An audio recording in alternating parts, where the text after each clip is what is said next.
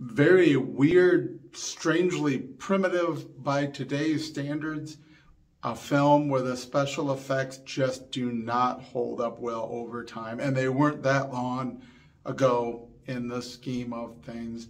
High budget, low budget, any budget, hardly anybody starring in this film besides the really badly built, clunky, weird, shaky robot. Only three major characters. This is Farrah Fawcett, Kirk Douglas, Harvey Keitel, 1980s Saturn III.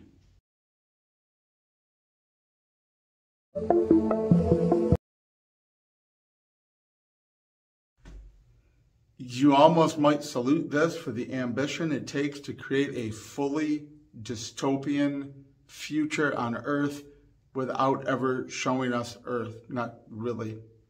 To have such a small cast, we open with a giant panoramic spaceship traveling through space. We find out about Harvey Keitel's character, who is a pilot who failed a psycho simulator test. Nevertheless, he makes sure he's the guy on the pod that's going to go down to the moon orbiting Saturn and be the guy that makes contact with the two technicians at Saturn III station. Kirk Douglas and Farrah Fawcett's characters have been there for some time doing food experiments, research on how to grow new product to create food to feed an overpopulated and starving planet Earth. And boy, do we find out some things. We find out that it's considered, it is a penal offense. It is penally, socially unacceptable to say no to sex. Someone merely needs to tell you that they want to use your body and you're supposed to let them do it. Drugs are freely given for things like mood enhancement, for sleep, for energy, for anything.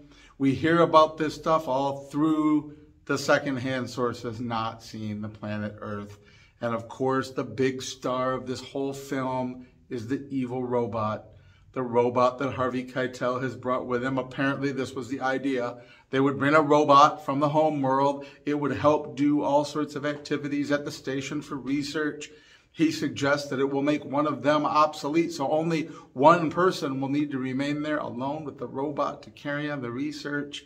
Of course, the real subtext is his desire to steal Farrah Fawcett away from Kirk Douglas. This much older man with this younger woman who have been carrying on a romantic affiliation that is mutual and monogamous, which again is apparently verboten back in the dystopian society that dominates the Earth. It has all the makings of a really interesting film, but it kind of just really doesn't. Saturn III does not really pan out to be anything all that spectacular. It's a little bit of, we get references to Earth that sound a little bit 1984, a little bit Brave New World, living in a time when everything has been dystopian for quite some time, especially in science fiction. It's hard to imagine how it could be very engaging whatsoever. There's no huge conflict that works out to be very nerve-wracking or on the edge of your seat. The battle with the robot turns out to be quite primitive. The robot itself is a twitching pile of gadgets and pieces of obvious plastic stuff that looks like you assembled it from the dollar store. It probably looked very futuristic in 1980, but then on the other hand, this is after Star Wars. This is after Star Trek the Motion Picture.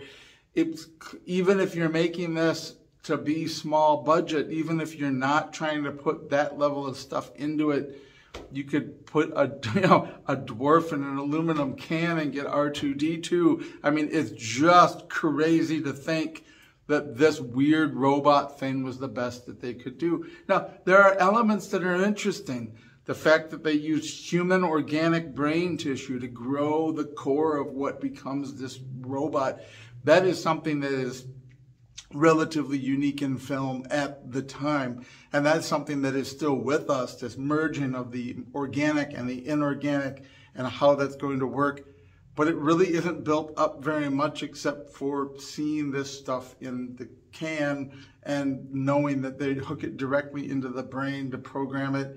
Really, you're running a cord that doesn't even look as technologically advanced as a USB port or an aux cord.